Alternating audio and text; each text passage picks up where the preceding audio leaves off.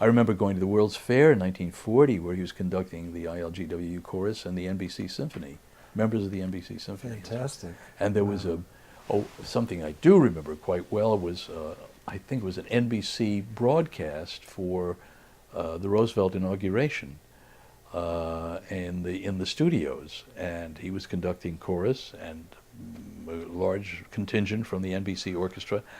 And who was not there? My mother was constantly pushing me, get his autograph. Okay, Thomas Mann, all right. Get his autograph. Maurice Maeterlinck. Get her autograph. Dorothy Parker. You know, I mean, it went on like this. And Everything. what did I know? You think I know?